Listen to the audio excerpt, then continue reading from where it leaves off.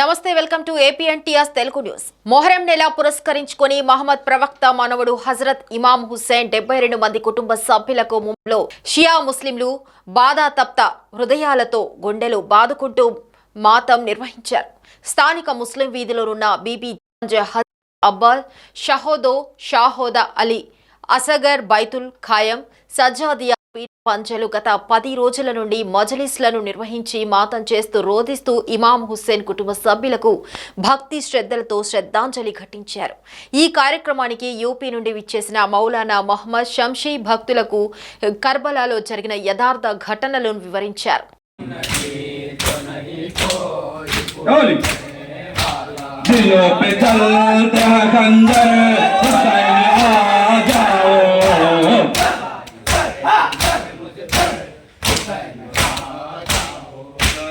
बाद ये तौकीर हो गई भैया, तुम्हारे बाद ये तौकीर हो गई सरों से छीन गई चादर, हुसैन आ जाओ,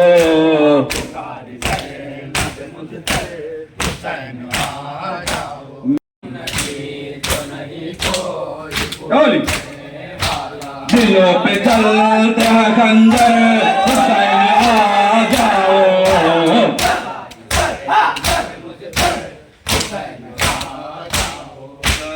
కడప జిల్లా ఎస్పీ శ్రీ హర్షవర్ధన్ రాజు ఐపీఎస్ గారు బాధ్యతలు చేపట్టిన అనంతరం జిల్లా పోలీస్ కార్యాలయంలోని వివిధ విభాగాలను పరిశీలించి ఒక్కో విభాగం పనితీరు అడిగి తెలుసుకున్నారు.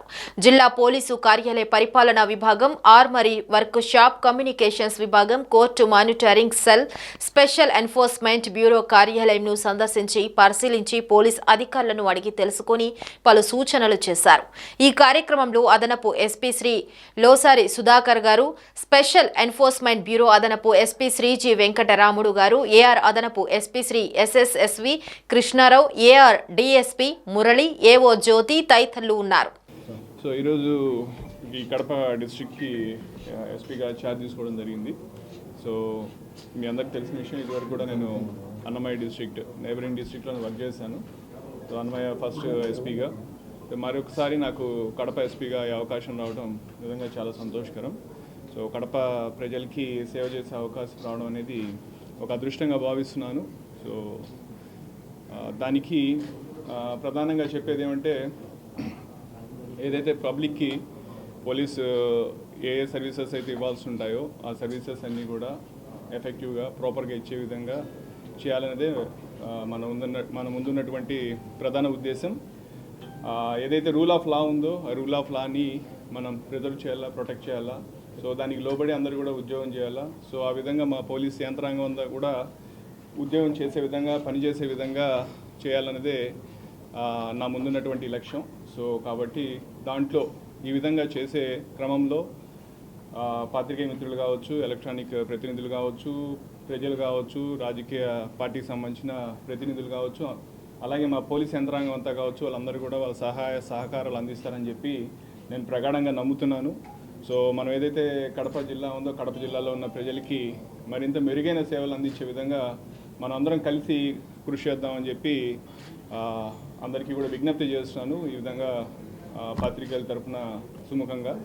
అలాగే ఏదైతే ఇప్పుడు మనకు ఈ కొన్ని ప్రయారిటీస్ చూసుకున్నట్లయితే, ప్రధానంగా గవర్నమెంట్కి, ప్రభుత్వానికి ఉన్నటువంటి ప్రయారిటీస్, ఒకటి public grievance redressal mechanism. Every Monday మన పబ్లిక్కి వాళ్ళ గ్రీవెన్సెస్ అటెండ్ అయ్యేది.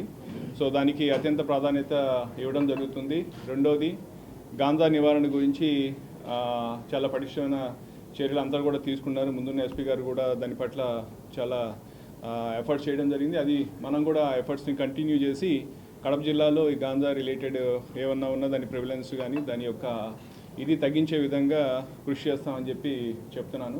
వైఎస్ఆర్సీపీ ఎంపీ విజయసాయిరెడ్డి విలేకరులని రాని మాటలు మాట్లాడారు. కడప నగరంలోని ఆర్టీసీ బస్టాండ్ దగ్గర విగ్రహం దగ్గర విలేకరుల ధర్నా దిగారు.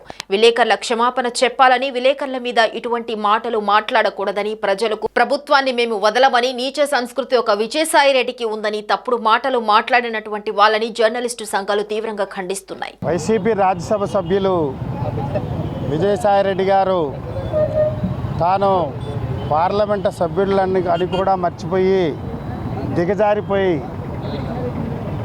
కొద్ది రోజుల క్రితం ఆయన వ్యక్తిగతంగా కొన్ని మీడియా సంస్థలు టార్గెట్ చేశాయనేటువంటి నెపంతో తన స్థాయిని కూడా దిగజార్చుకునే విధంగా ఆయన పత్రికా సమావేశం పెట్టి పత్రికా సమావేశంలో ఛానళ్ళ పేరు, మీడియా పేరు, పత్రికల పేరు ప్రస్తావిస్తూ చాలా నీచంగా మాట్లాడడం జరిగింది. దీనిని వర్కింగ్ జర్నలిస్ట్ యూనియన్ రాష్ట్ర కమిటీ తరపున, జిల్లా కమిటీ తరపున తీవ్రంగా ఖండిస్తూ ఉన్నాం. నాలుగు మీడియా ఛానళ్ళు మాత్రమే నిక్కచ్చిగా వ్యవహరిస్తూ ఉన్నాయి. మిగతా మీడియా అంతా అమ్ముడు పోయింది. అసలు అవి ఛానళ్ళే కాదు, అది మీడియానే కాదు అన్నట్టుగా ఆయన మాట్లాడడం ఆయన దిగజారుడుతదానికి నిదర్శనంగా మేము ఈ సందర్భంగా చెప్తా ఉన్నాం. మీడియా ఎప్పుడూ తమ పరిధిలోనే పనిచేస్తూ ఉంది.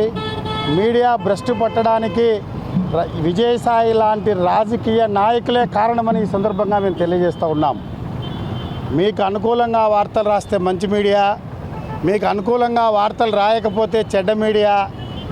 ఆ ఛానళ్ళ యజమానులను, ఛానల్లో పనిచేసేటువంటి విలేకరులను, ఆఖరికి యాంకర్లను కూడా తిట్టేటువంటి స్థాయికి ఆయన దిగజారిపోయాడంటే వైసీపీ ప్రభుత్వం, వైసీపీ నేత జగన్మోహన్ రెడ్డి ఆయన ఇంకా ఎందుకు ఆ పార్టీలో పెట్టుకున్నాడో అర్థం కావడం లేదు.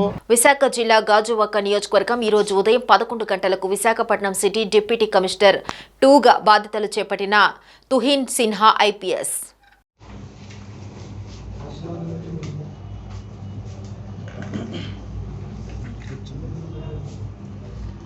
సతీబాబు గారు సైన్ చేశారు.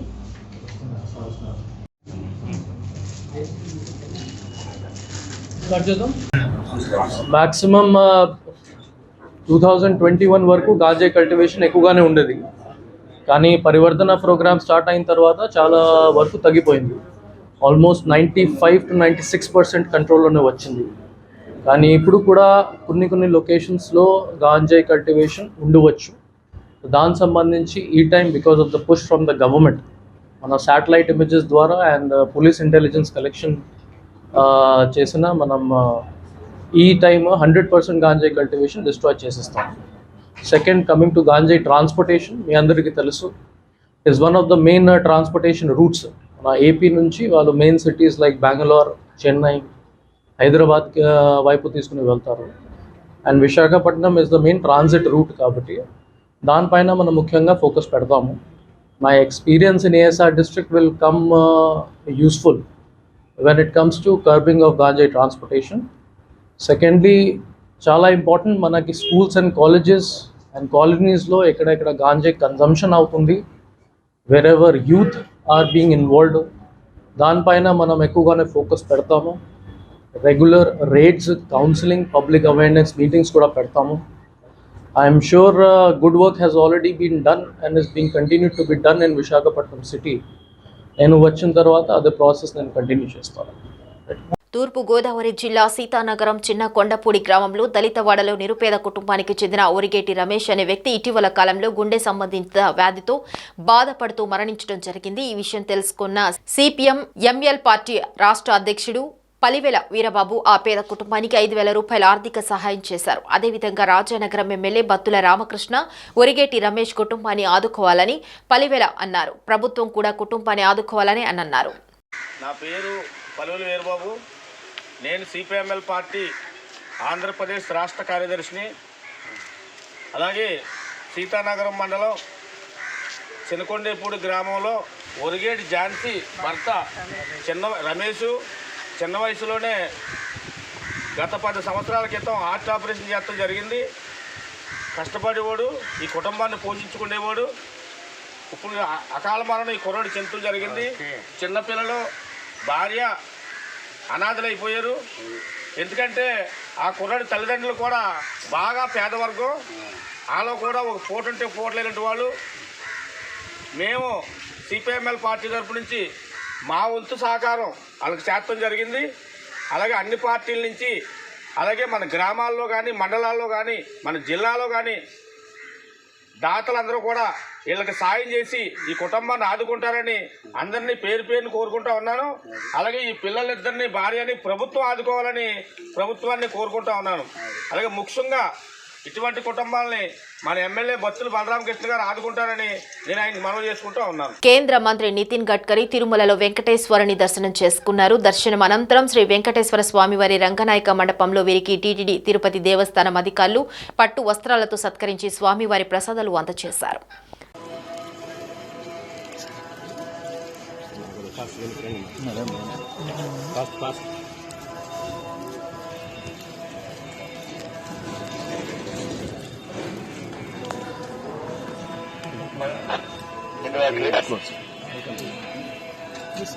तेरो गुस्सा नहीं करेगा सर ले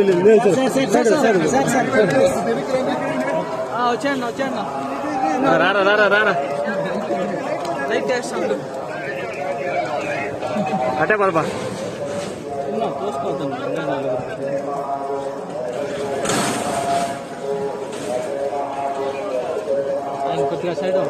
సార్ సార్ మీరు కొంచెం ఫ్రేమ్లోకి వచ్చేస్తారు. సార్ మీరే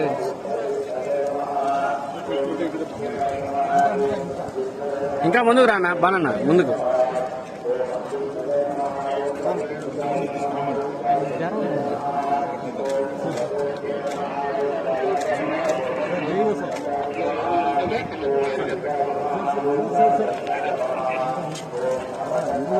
हो इसके लिए कार्य करने के लिए हमें आशीर्वाद दे और हमसे काम करने की प्रेरणा प्लीज चलो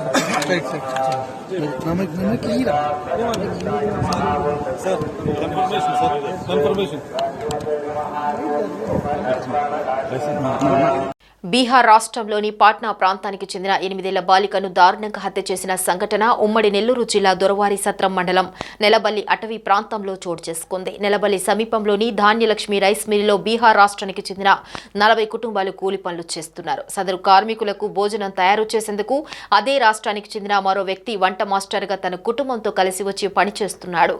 ఆయనకు 4 కుమార్తెలు కాగా రెండవ కుమార్తెకు 8 ఏళ్ల వయసు ఉన్నది. ఆ బాలికను ఈరోజు అటవీ ప్రాంతంలో మృతి చెందిన చిన్నారిని మేకల కాపరి చూసి స్థానికులకు సమాచారం ఇచ్చాడు.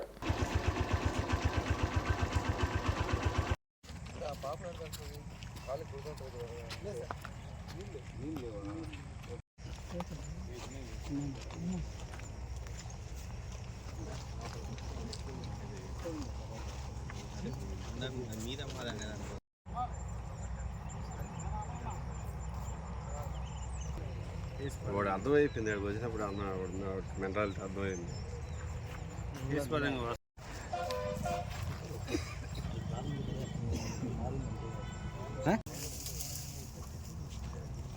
ఎంతమంది కదా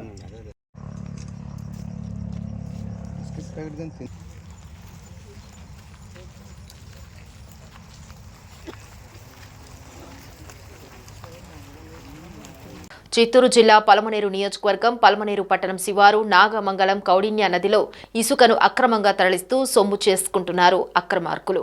టీడీపీ ప్రభుత్వం అధికారం చేపట్టినప్పటి నుండి ఇసుక పాలసీ తీసుకొచ్చి ప్రజలకు ఉచితంగా ఇసుకను చేర్చాలనే తపనతో పలు కార్యక్రమాలు చేపడుతుంటే కొంతమంది వ్యక్తులు యథేచ్ఛగా నదుల్లో రాత్రి పగలు తేడా లేకుండా ఇసుకను పలు మార్గాల ద్వారా తరలించి సొమ్ము చేసుకుంటున్నారు. దీనంతటికీ కారణం అధికారుల ఉదాసీనతగా తెలుస్తోంది. కౌండిన్య నదిని ఆనుకుని ఉన్న నగర వనం అటవీ శాఖ పరిధిలో ఉంటుంది. సుమారు 20 అడుగుల మేర కట్టలాగా ఉన్న ఇసుకను తవ్వేసిన అధికారులు మాత్రం అటువైపు కన్నెత్తి చూడకపోవటం ఆశ్చర్యకరంగా ఉందంటున్నారు ప్రజలు.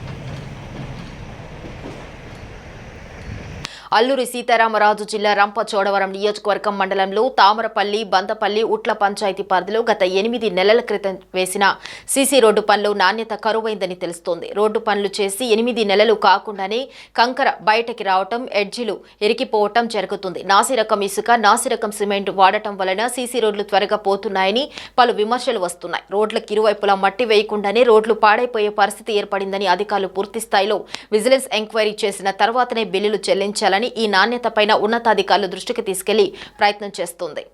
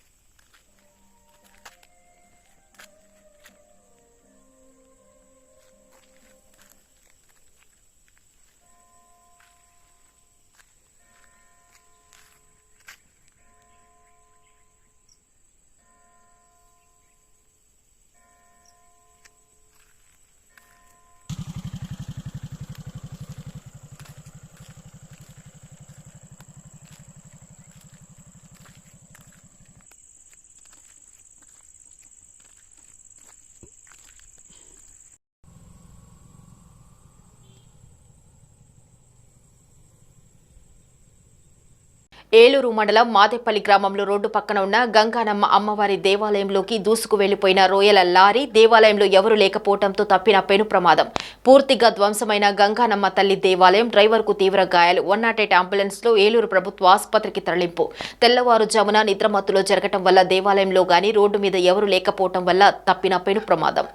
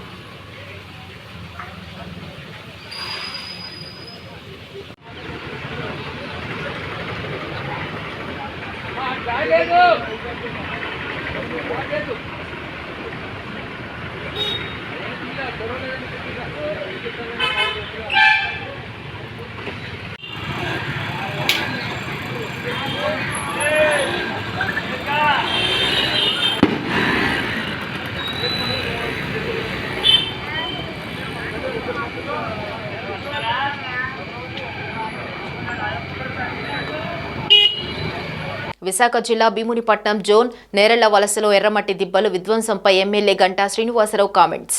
భీమిలి ఎర్రమట్టి దెబ్బలను పరిశీలించినటువంటి ఎమ్మెల్యే గంటా శ్రీనివాసరావు 2019 నుండి గత ప్రభుత్వ హయాంలో ఎర్రమట్టి దెబ్బలను విధ్వంసాలకు నాంది పలికింది. Bheemili mutual aided cooperative building society భూముల చదును ఆపేయాలి. నిర్మాణ పనులపై కలెక్టర్ ఆధ్వర్యంలో నిపుణుల కమిటీ వేయాలి. నిపుణుల కమిటీ నివేదిక తర్వాత మాత్రమే పనులు చేపట్టాలి. సొసైటీ భూములు, జియో హెరిటేజ్ భూముల హద్దులను త్వరితగతిన నిర్ణయించాలి. ఇక్కడ నుంచి మట్టి కూడా అనఫిషియల్గా పైకి తీసుకెళ్ళిపోతా ఉన్నారు. ఈ ఎర్రమట్టి దిబ్బల్ని ధ్వంసం చేస్తూ ఉన్నారు, లెవెల్ చేసి రకరకాల యాక్టివిటీస్ చేస్తూ ఉన్నారని చెప్పి ఆ రోజు ఆరోపణలు కూడా రావడం జరిగింది. దాని మీదనే ప్రత్యేకించి ఆ రోజు జనసేన అధ్యక్షులు పవన్ కళ్యాణ్ గారు కూడా ఈ ప్రాంతానికి రావడం, సందీప్ నాయకత్వంలో ఈ ప్రాంతం అంతా కూడా చూడటం, ఆ రోజు కూడా ఆయన చెప్పడం జరిగింది ఈ ఎర్రమట్టి దిబ్బల్ని ఎట్టి పరిస్థితుల్లో మనం ప్రొటెక్ట్ చేసుకోవాలని చెప్పని. సరే, ఇవన్నీ ఒక పక్క జరుగుతూ ఉంటే ఏదైతే సొసైటీకి సంబంధించి మరి గత కొద్ది రోజులుగా వాళ్ళు బయట కాంపౌండ్ వాళ్ళది కట్టి లోపల మిషనరీ అది పెట్టి లెవెలింగ్ చేసి వాళ్ళు చేసుకుంటా ఉన్నారు. దీని మీద మీడియాలో రావటం, అలాగే అధికారులు కూడా దీని మీద విజిట్ చేసి దాని మీద స్పందించడం ఏం జరిగింది. నేను ఇక్కడికి వచ్చే ముందు కూడా జిల్లా కలెక్టర్ గారితో మాట్లాడాను. యాక్చువల్గా ఏంటి దీని మీద టోటల్ స్టేటస్ రిపోర్ట్ ఏంటంటే ఆయన చెప్పిన దీని ప్రకారం నోట్ కూడా ఇచ్చారు కలెక్టర్ గారు. ఏదైతే వీళ్ళకి ఒక ప్లాన్ అప్రూవల్ కోసం వీళ్ళు పెట్టారు, అప్లై చేశారు. దాంట్లో కొన్ని షార్ట్ ఫాల్స్ చెప్పారు. ఒక 7 పాయింట్లు సిఆర్జెడ్ అనుమతులు, అలాగే ఈ జియో హెరిటేజ్ కింద కొంత ల్యాండ్ ఉంది కాబట్టి దానికి సంబంధించినవి. విశాఖ జిల్లా గాజువాక నియోజకవర్గం వినాయకనగర్ మామిడి తోటలో వెలసి ఉన్న ఆండాల్ సమేత శ్రీ వెంకటేశ్వర స్వామి వారి దేవాలయంలో ఏకాదశి సందర్భంగా గాజువాక నియోజకవర్గం శాసనసభ సభ్యులు పల్లా శ్రీనివాసరావు దర్శించుకోవడం జరిగింది.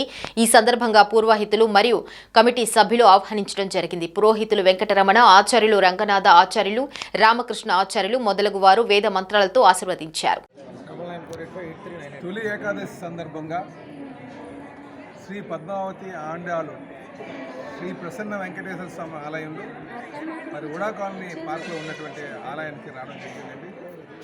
ఈరోజు స్వామివారిని దర్శించుకొని స్వామివారి అనుగ్రహం కోరి ఈ ప్రాంతం బాగా అభివృద్ధి చెందాలని, మన ప్రాంతం సుఖశాంతులతో ఉండాలని, మన పిల్లలందరూ కూడా మంచిగా స్థిరపడాలని, ఈ ప్రాంతం సర్వతోముఖ అభివృద్ధి చెందాలని ఆ వెంకటేశ్వర స్వామిని వేడుకుంటూ, అలాగే ఇంకా మాకు అటువైపు నాయకత్వానికి అభివృద్ధి చేసేటువంటి మంచి మంచి ఆలోచనలు వచ్చేటట్టుగా స్వామివారిని కోరడం జరిగిందండి. ముఖ్యంగా ఈ ప్రాంతంలో ఉన్నటువంటి స్టీల్ ప్లాంట్ని పరిరక్షించాలని చెప్పేసి వెంకటేశ్వర స్వామిని కోరుకోవడం జరిగింది. ఖచ్చితంగా కోరికలు తీర్చే తండ్రి, ఆపద మొక్కులు వాడు వెంకటేశ్వర స్వామి ఖచ్చితంగా మా మొర ఆలపిస్తానని చెప్పేసి నమ్మకంతో మేము ఉన్నాం. అలాగే ఈ ప్రాంతంలో ఉన్నటువంటి ప్రతి ఒక్కరు కూడా వెంకటేశ్వర స్వామిని ఏదైతే మన పద్ధతులు ఉన్నాయో, మన ఆచారాలు ఉన్నాయో, మన సంస్కృతులు ఉన్నాయో అవన్నీ కూడా ఆచరించాలని కోరుకుంటున్నాను. ఈరోజు చాలామంది వచ్చారు. ఇక్కడ భక్తి భావన అందరిలో పెరుగుతుంది.